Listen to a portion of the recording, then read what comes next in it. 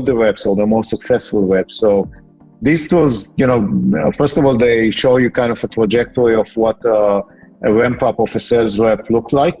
And they also give you a benchmark of what the good reps are doing as opposed to the other reps. And so yeah, I mean, those are just kind of some of the tools that I like to use.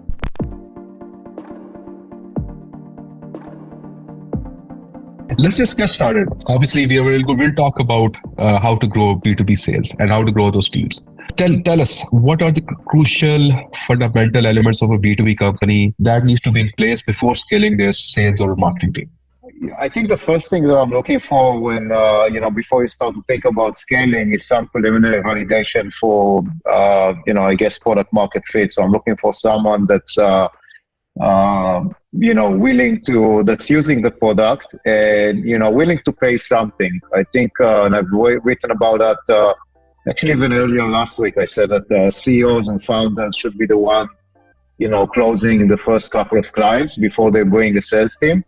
There might be not sales experts, so they're probably, not going to qualify, before stepping into a POC, and maybe not maximize the price or the value of the contract. But on the other hand, they probably have intimate understanding of the need and the problem, and that's the reason they started the company. They probably talked to hundreds of potential buyers before they started the company.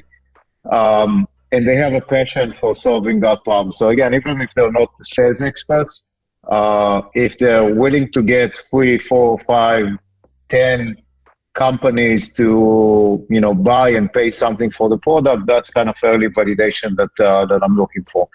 And I think once you have that validation, you can start thinking about scaling the go-to-market team, but there's no point. I mean, I rarely seen, a company with 0 customers just bring a sales guy, a marketing guy, a go-to-market guy, and just, they hit it off. And then the way I kind of think about scaling the team is, I always look at what's the next bottleneck. So if you have too many opportunities to manage and you feel like you're starting to drop the ball on them frequently, bring a sales guy. We'll talk in a second about kind of the definition of a sales guy. But if you're spending too much time qualifying, bring an SDR or BDR. If you need more leads, then, bring a marketing person. So I always think about kind of, you move from one bottleneck to the other. You're solving the problem of leads, and then you need to qualify those leads. You solve the problem of qualifying those leads. You have too many sales opportunities to manage. So I always, again, think about where the next bottleneck is going to be. Okay, that's good. So in terms of what criteria do you believe are essential for hiring rapidly growing B2B sales guys? And how do you identify those candidates who can adopt to such a scaling and high growth environments? Yeah, great question. So this is kind of something I alluded to a few minutes ago when I talked about salespersons.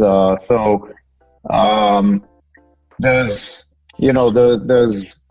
the salespeople that worked for, Salesforce and Palo Alto Networks and Slack and large companies. And it's a very different skill set versus working for a startup. I mean, at a large company, you typically have a playbook. Many times you even specialize in a specific vertical, a specific use case. You have a bunch of people around you. The product is much more mature. You have a brand name, etc. As opposed to a startup where nobody is familiar with the name. The product is, it's probably more of an MVP than a product. And so, you really have to work closely with the product managers, with the engineering team, constantly prioritize features, give them feedback. I've been at companies where I literally had to do the security audits myself, and I'm not a security person. Where I had to define features very, very specifically and actually get the requirements from customers. It's a very different skill set. So, your early salespeople are probably going to be more builders than, your large enterprise salespeople. I've seen that more often than not, that, you take someone who who was, a sales leader at a very large company, and you give him a VP or a COO title at a smaller company. Very, very different skill set, and I rarely see that transition work. Again, as an early stage salesperson, you really have little to work with, and you really have to roll up your sleeve and do a lot of things that typically at a larger company you wouldn't do.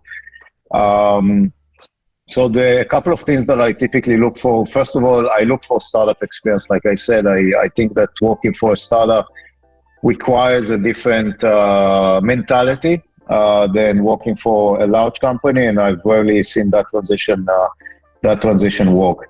I look for someone that, at a startup, one thing you don't have is you don't have time and you don't have capacity to mentor someone. So you don't have 3-6 months for that person to get to know the industry and get to know the persona and understand the need, etc. So the first salespeople that I hire are typically more experienced. So they've been around, they've seen a few companies, they've seen different sales processes, and so they, it's typically not their first closing wall or the second closing wall. They typically sold to that persona and understand both the persona as well as the need, but most importantly, the persona. I think that selling to a VP sales versus selling to a VP of engineering, it's literally two different types of people, different characteristics, different personas, and so you really need to understand how to speak to that person, especially in a startup where, again, as opposed to a larger enterprise where you might be coming to a meeting with an SE and, maybe a product manager, and so they can kind of fill the gaps. Here, you pretty much, most of the time, it's yourself, so you really got to know the persona very well. I typically I search for curiosity. I think that good salespeople are always curious. They're asking questions. When you ask a lot of questions, you actually uncover a lot of pain points as opposed to, there's the reason why they say we have 1 mouth and 2 ears. So when you ask a lot of questions, you typically learn a lot of information that you can use down the line. And so again, I look for curiosity. I look for the ability to learn. Again, you still, you might be familiar with the persona, but not 100% with the need. Things that, again, I've been doing that. I've been the COO for, 5 companies. I'm consulting quite a few startups, and I find that, maybe 70% of what I did in the past, still works, but there's always some variances because the product is slightly different, the need is slightly different. And so your ability to kind of identify where something that worked in the past doesn't work and iterate, first of all, as you build the playbook, that's very important. And 2, I think it's a good attribute at any startup. And lastly, I look for people that have done things as opposed to people that have been at the right place at the right time. So again, if you're, and I have nothing against Salesforce, I'm just taking that as an example. If you work for Salesforce in the 2015 era or maybe 2012 era where CRM was growing, if you were just there, great. Same thing for GitHub, same thing. There were a lot of companies that Slack, there were a lot of companies that, were just on a tremendous trajectory. And if you're just there, you had the brand, you had the product, it was very easy to sell. For many startups, that's not the case. And so there's objections, there's competition, there's, you really need to get in the door. You need to convince someone that he has a need, worth solving. And so I typically like to look for people that have been in competitive situations, that have sold complex products or sold products in, that it wasn't just trivial to sell that. And so again, I like people that have been there, done that, as opposed to just be in the right place at the right time. And in addition, whenever you're thinking of building a sales team, how are you structuring it? So is it like your first hire is going to be a director or a VP of sales, or is it like an SDR or an account executive? How do you think about those things? First of all, I think titles at a startup is free. So it's rare that I pay much attention to the title. I think, you join a startup, you take a risk, sometimes you take a paycheck, a pay cut. So, one thing that I typically can give people is titles. Again, I want to make sure that those titles don't, block the organization down the line. So I'm probably not going to give someone who's like an account executive a VP sales title. But I can give him a director or a regional head or something like that.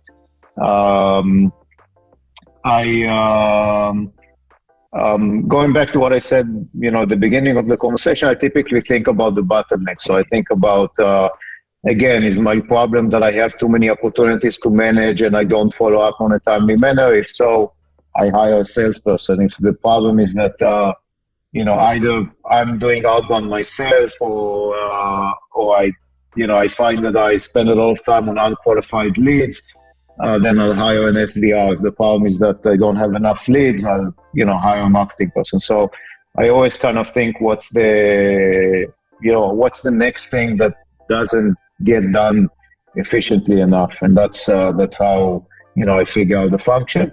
Many times it's a relatively flat organization to begin with. I like to hire people that can grow. And so many times I'll hire someone, that with the intention that a year or so or 18 months, I'll be able to manage a team and build a team around him. But initially, it's a pretty flat organization. Yeah, thanks, makes sense.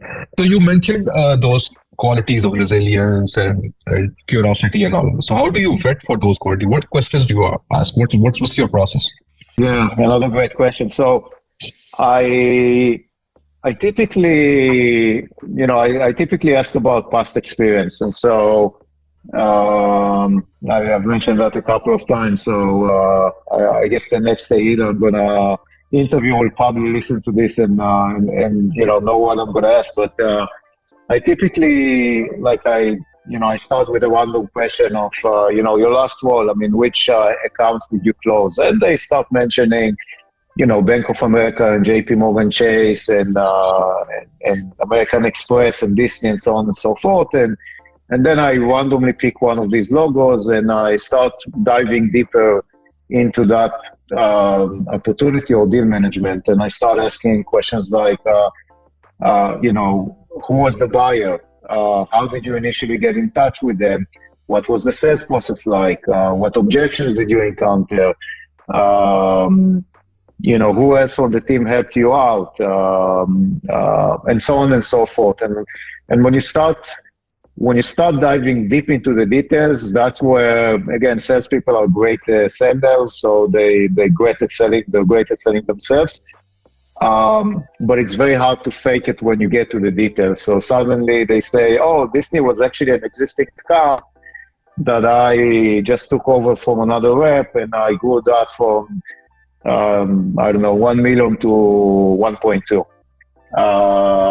Or Bank of America was an account that I had my SDR prospect into, and they were actually, the buyer was already familiar with the product from another company or something like that. So when you start asking those questions, you see, again, going back to what I said about, actually doing things and, being there for the charges, competition, objections, then you really start to uncover whether someone was, again, just at the right place at the right time, or whether he's actually done stuff.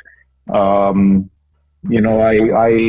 as I joined, I started mentoring my SDR. I gave him a list of accounts that I want to prospect into.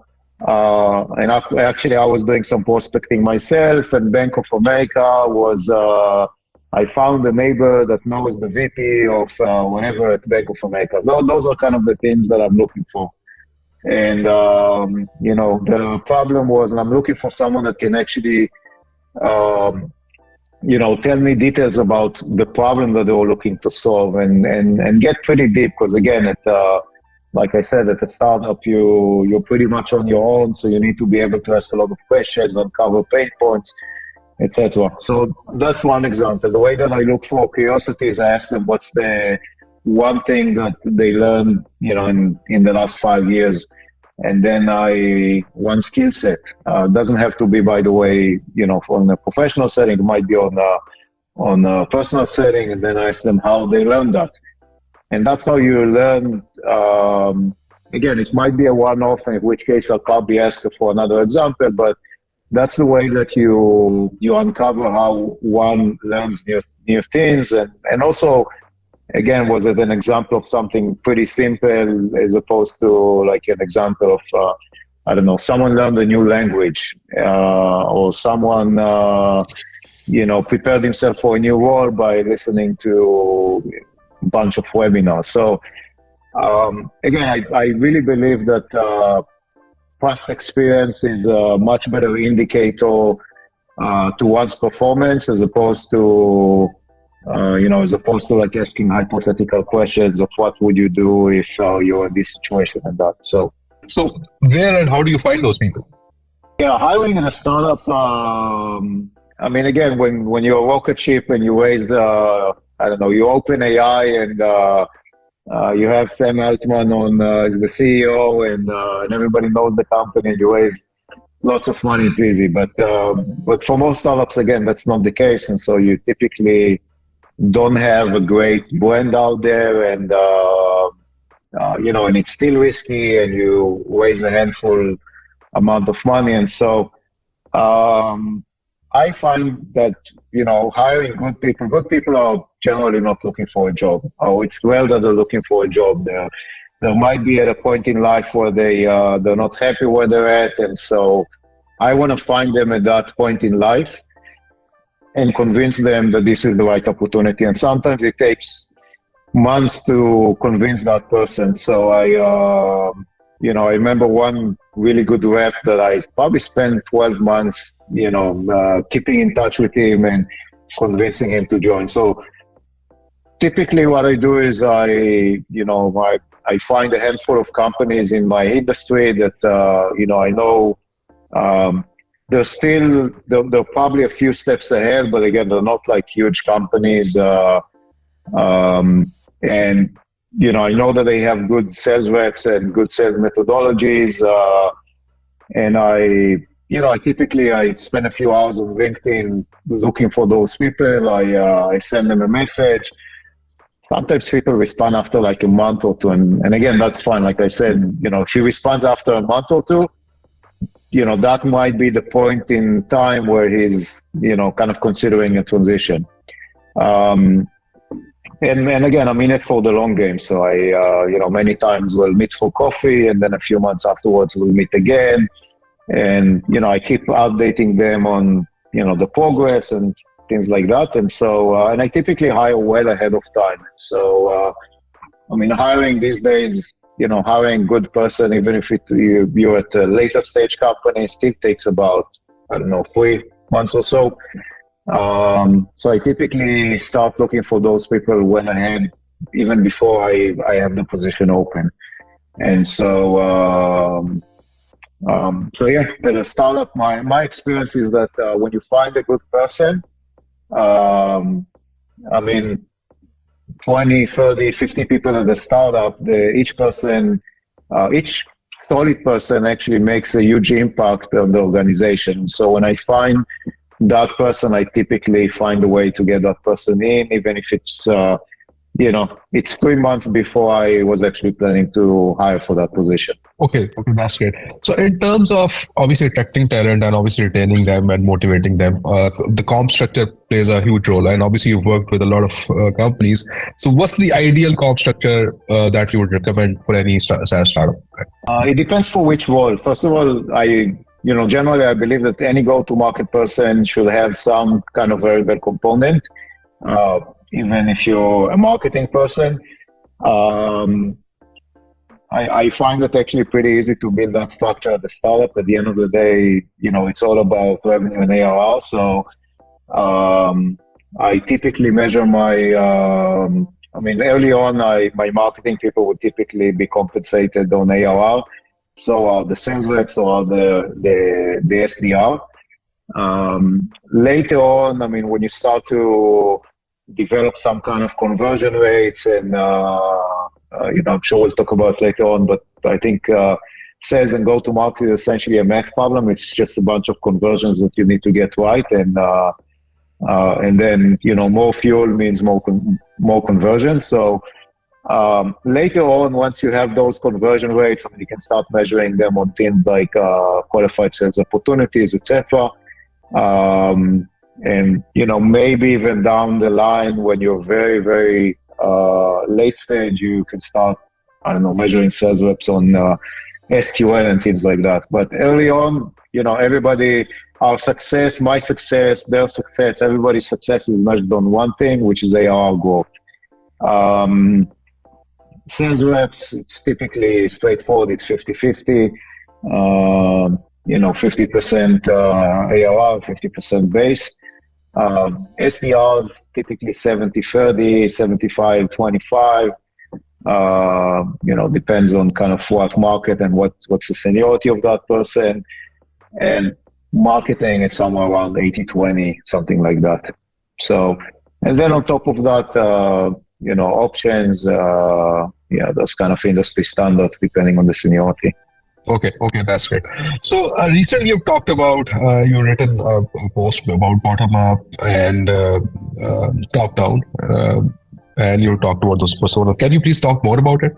Sure. So, I think the way that, you can kind of think about your product is, first of all, who's the persona that has the need?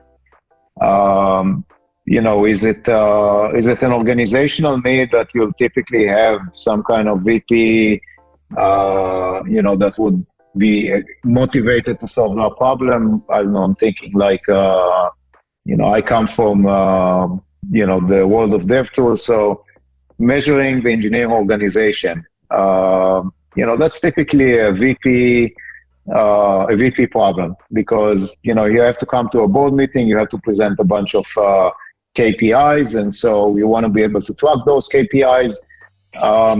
In that case, again, if I'm targeting a VP is less likely to sign up to a trial, and so I really got to think about how to get in front of that VP, round tables, dinners, wine tasting, meeting peers, maybe a white paper about how to benchmark engineering organizations. Those are kind of the podcast, webinar. Those are kind of the things that will get the VP in the door. If the product that you're selling, is something that the problem is somewhere in mid-level, or the problem is somewhere in, it's something that VP would say to, one of his individual contributors, let's go and find a solution to this and that problem, then it's really more of a bottom-up motion. And so I've had companies where we had free trials, and, at the end of the day, early in my career, I was selling a low-code test automation tool. We had about 400 QA people on a monthly basis that would sign up. But at the end of the day, once they found the right solution, the testing tool is a central tool for an engineering organization. So it's likely to go up to a head of QA manager, maybe in some cases even a VP. And so you got to kind of walk the fine balance of build credibility with your champion to the point that he will introduce you to the buyer. You can use things like involve more senior people in your organization in order for them to bring more senior people. But initially, you kind of need to get them convinced that this is a valid solution, and then slowly, walk your way up to, a buyer. Maybe it's a discussion with a buyer. Maybe they want to extend their trial, and, you give and get. So you give them an extension of the trial in return to having a conversation with a buyer to qualify for timeline and budget. Maybe they need a specific premium feature, or maybe they sign up to a trial and, now you're talking about upgrading them to a formal POC.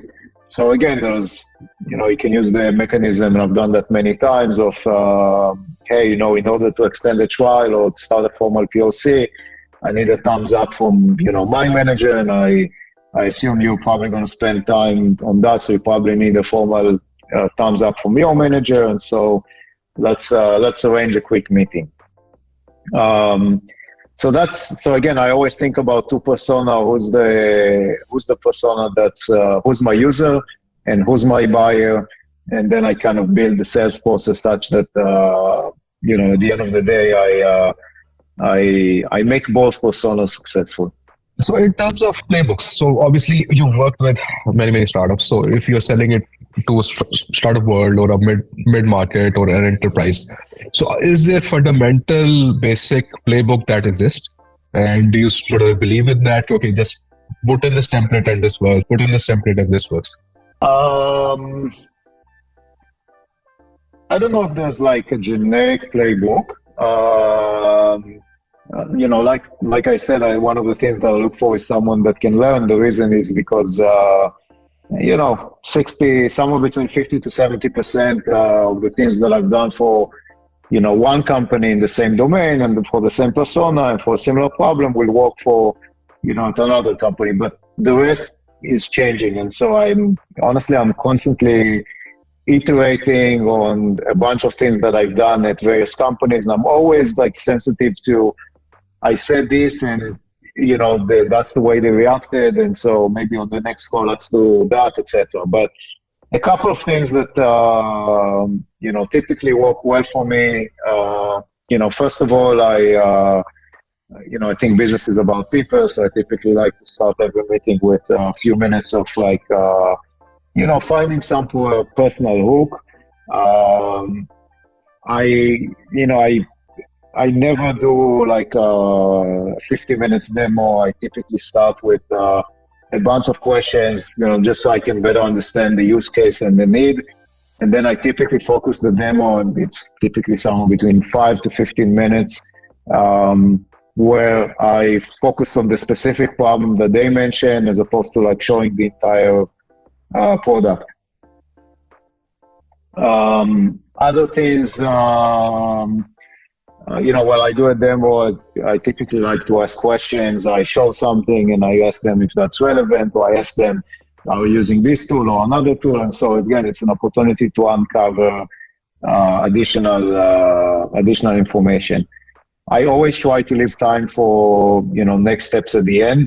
Always try to, I always try to put a meeting before we end the existing meeting. I tried a bunch of tools I tried a bunch of tools that kind of give you like a data room where you can collaborate with your buyer and, here's the next steps, here's case studies, here's a presentation, etc.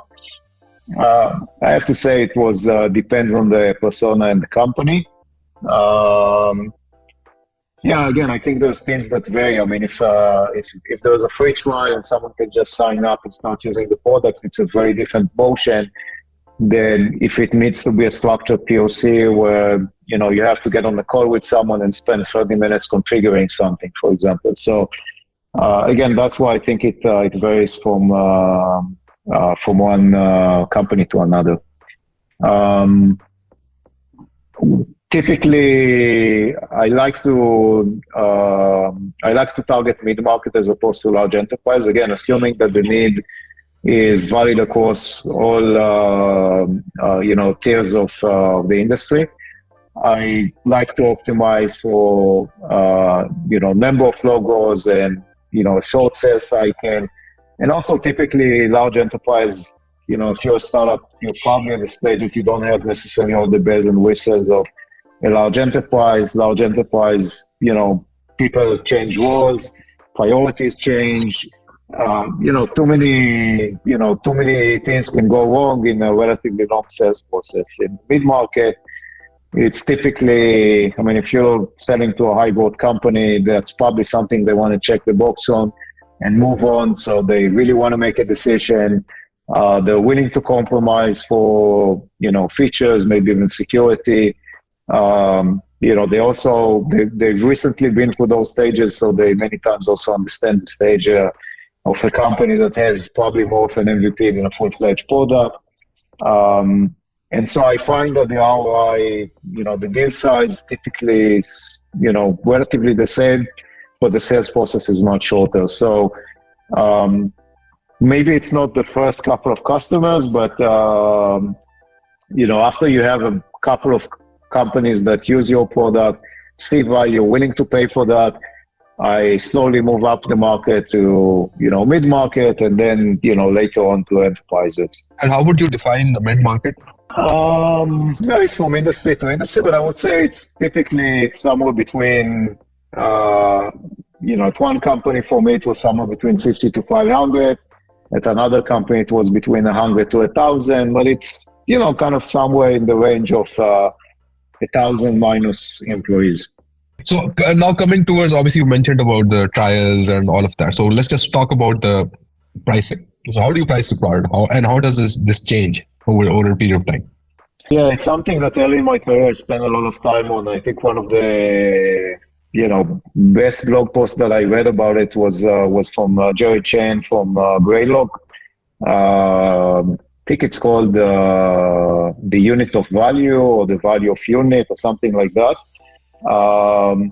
The way that I think about it is, kind of at the end of the day, my product brings value to a company, and how would they think about that value? Because the more value they see, the more they're willing to pay. So an example would be, a company that has, that uses virtual machines. So instead of, spinning up machines setting up a data center and spinning up machines and spending X amount of time spinning up another machine. Let's say I provide on-demand virtual machines in the cloud.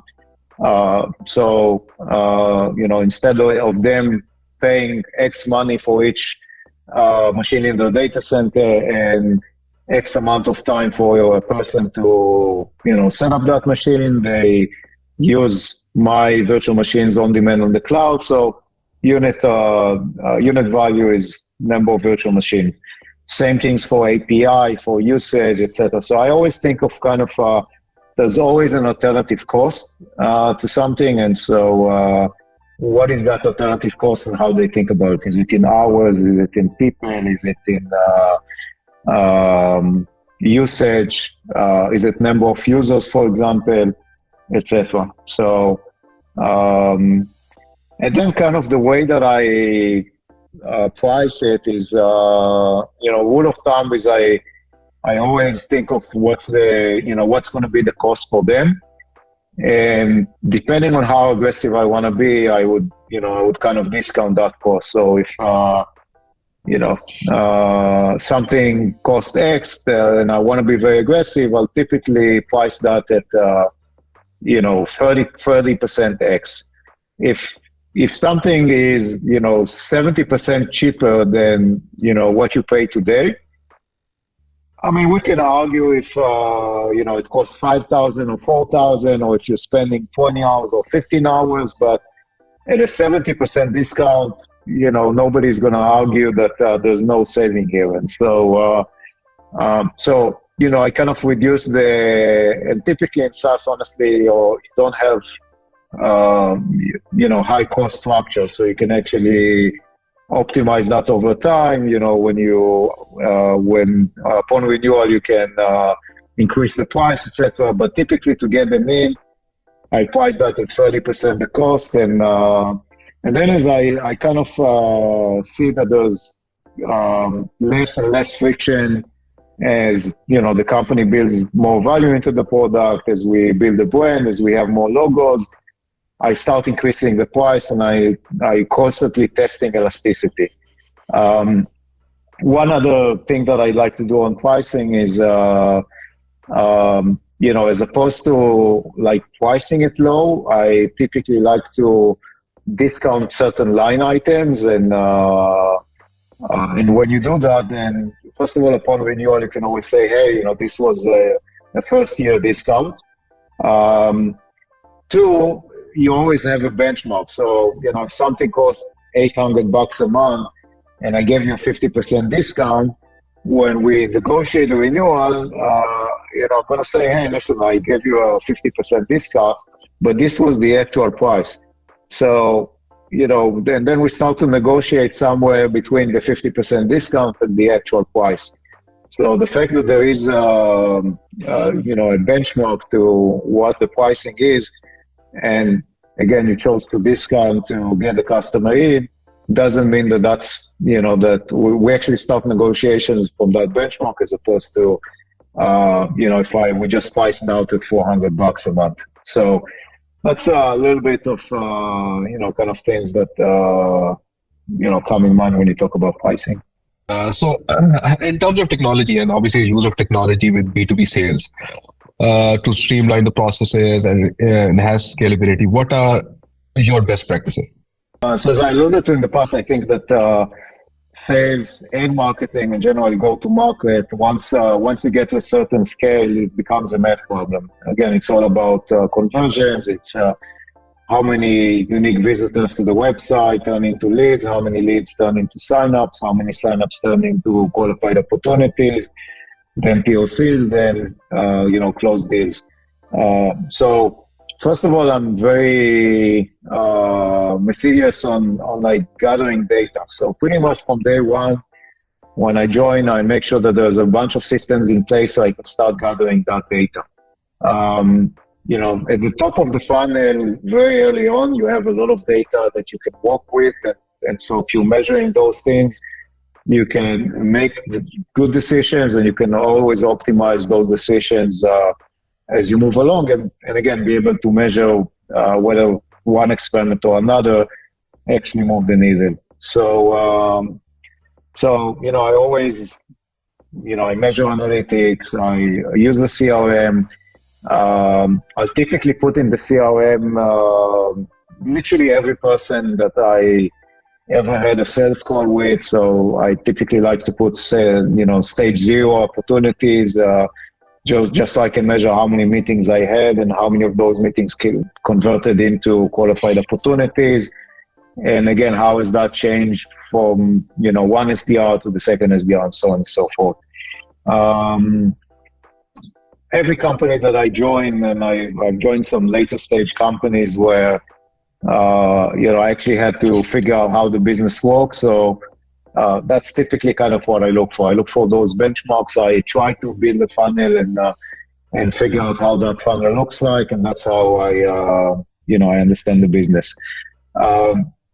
Then, you want to get down to, one level down. And so I typically like to use tools like Gong to listen to some call recordings and, figure out if, there's a certain pattern across sales reps or if there's certain things that they do that they should be doing differently. I like to use tools like Atrium. So shout out to Atrium. I actually was fortunate enough to also invest in them. So Atrium gives you activity data. So how many emails, how many phone calls, how many accounts have been touched in the last X days, how many contacts have you touched into a given account, how many new sales opportunities have you created, how many new meetings, how many meetings with existing opportunities.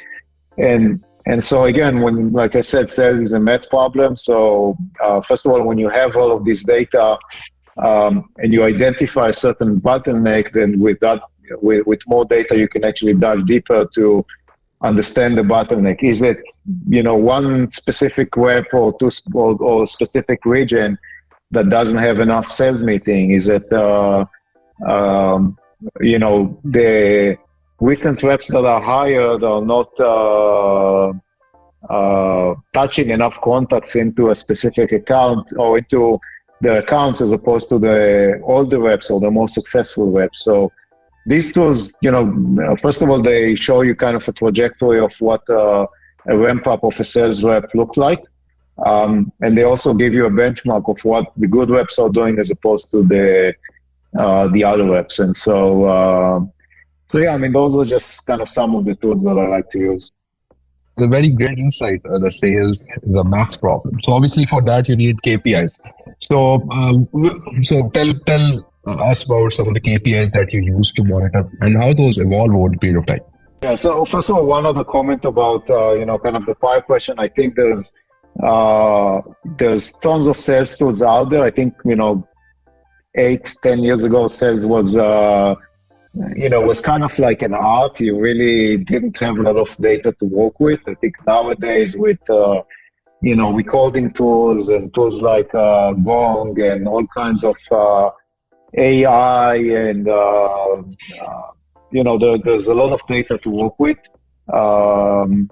And so again, historically it used to be an art. Nowadays, I think it's more of a math problem. KPIs that I like to monitor.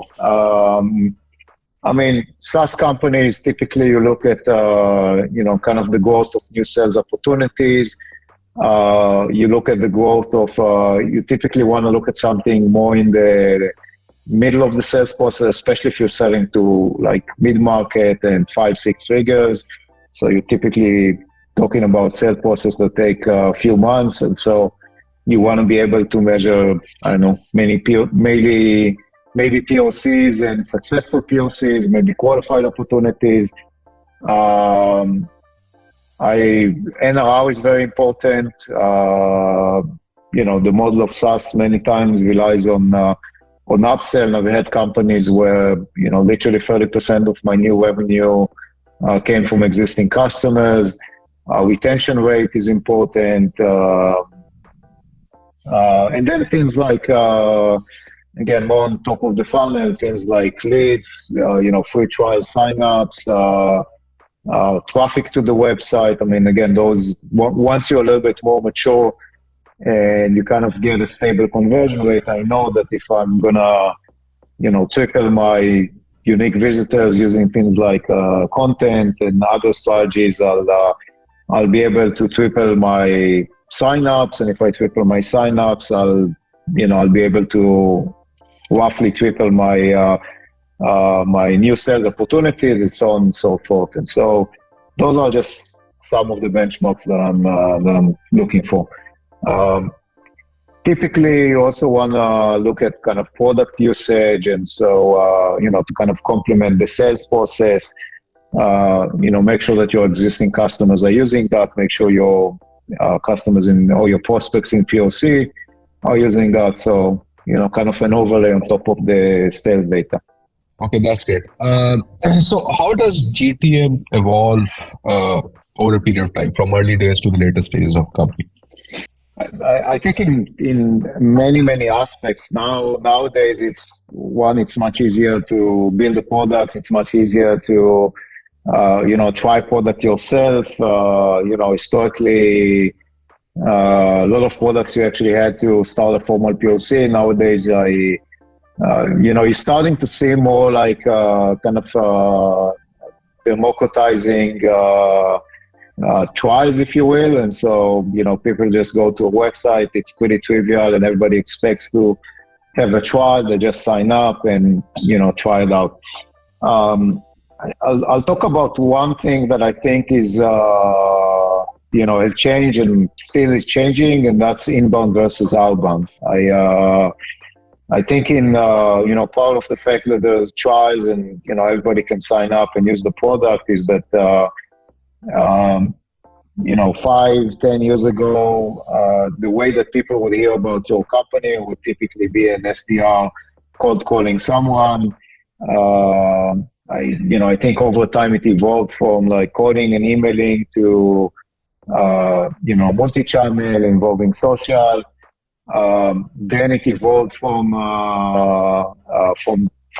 just cold calling with, hey, I want a meeting, to more sophisticated ways of, hey, let me send you a swag, or hey, I want to invite you to a webinar or a dinner and stuff like that. I think that, and again, the benchmarks for outbound weren't great. I mean, you had to send tens of thousands of emails to get one meeting. And so it wasn't a good ROI, but it was the only way possible. I think nowadays, with a lot of information that's out there and and influencers and people blogging about new things. And again, there's many ways by which you can get your company out there, which are probably more effective than just cold calling someone. So one of the companies that I'm working with, we literally started a free trial about, I want to say 6 weeks ago. We're already getting about 500 signups in the first month. Typically, that would be, again, if I go back a few years, one of the prior companies that I worked with, after 2 years, we got to 400 signups a month. And here we got to 500 signups literally in the first month. So again, I think the industry is evolving, and while I have very creative hacks on, how to use Outbound to get in front of people, I think that, I don't know if Outbound is gonna, is dead. I think I don't like these declarations, but I do think that there's better ways to